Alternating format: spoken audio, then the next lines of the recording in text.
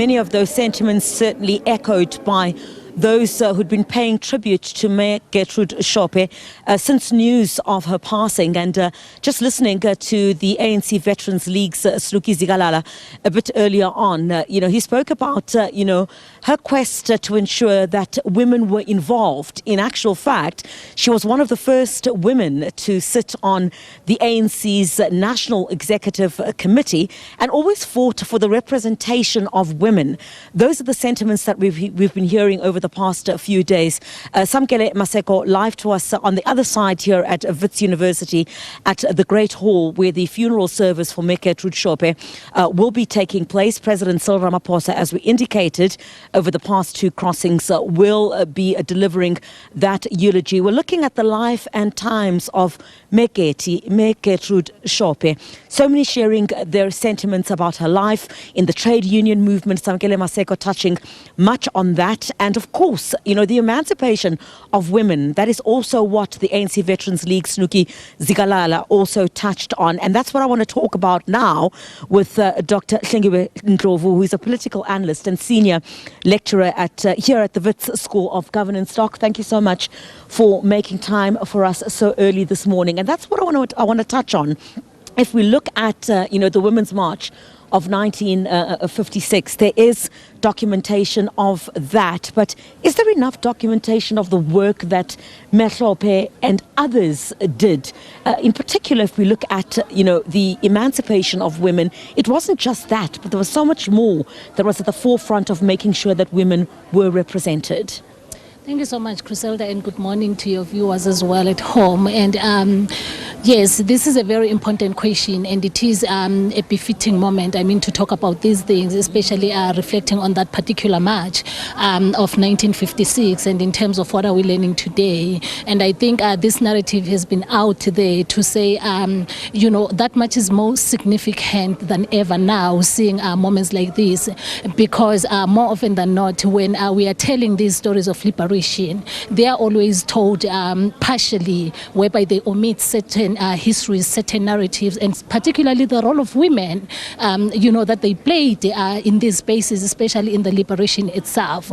So you will hear, about particular male figures, and what we know is that the actual battle against the apartheid and colonialism in general wasn't only fought, in these grand spaces, in the conference rooms and all of that, or maybe podiums, but it was fought in the kitchens, in the spaces, in the churches, where these women have continued to mobilize. And Mme Shope right now reminds us at that moment to say she lived and she still lives on, but her legacy also carries so much weight. Yeah, and we've got to reflect on the intergenerational struggles. There were struggles of women back then, Gertrude Shope being at the forefront of that, together with many other women. But the women of today, if we talk about the struggles that they face, yes, great strides have been made. But if we talk about issues of gender-based violence, representation of women in leadership position, representation of women in areas that were previously reserved for men only, what do we say today as we lay this icon to rest with regard to these intergenerational struggles that were fought then, but women today still face some of those challenges? You've heard young people, Chriselda, talking about Umamuini Agalalanga. She's still here, she lives, and those moments are evoked in terms of when we see some of these challenges coming to the space and young women rising to come to confront some of these challenges. And rightfully, as you are saying, that Mme Shope, and she stood there to fight some of these issues, and those issues, they still continue even today.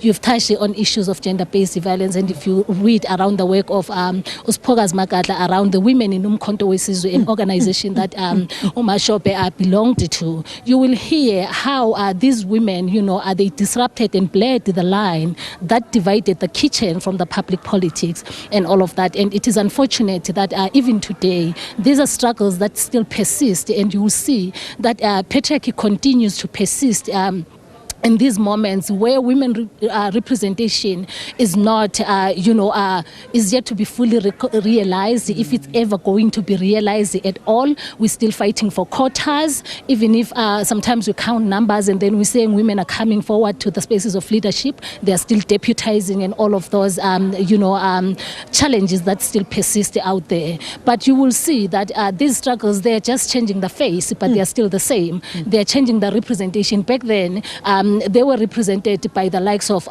Mme Shope, but today they are represented by young women, those that whose bodies are being found on the streets, are being dumped, all over, being killed by those that they know. And if you read around the histories, you will see that even in exile, even in the townships, they faced the very similar struggles, and those struggles really persist today.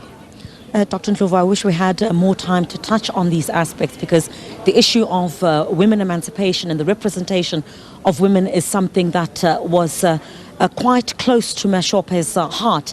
Given that, as I indicated a bit earlier on, she was one of the first women to sit or to serve in the ANC's National Executive Committee, a demonstration of ensuring that women were represented even in the structures of her own party, the highest structures of her own party. We'll continue to share more on the life and times of Mme Gertrude Shope. I'm here at the Wits Great Hall. This is where the funeral service of this icon will be taking place. I'm not alone. I'm with Samkele Maseko, SABC News political reporter, and Natasha Puri is at the family home in a Centurion. So we'll be crisscrossing to several of our reporters to get a great sense of what we knew about this liberation icon, and many others, of course, will share the contributions that she's made towards the struggle for the attainment of democracy in South Africa, the role that she played in the trade union movement, the fight for workers' rights, and many other aspects which she had also shared. All right, back to you in studio for now.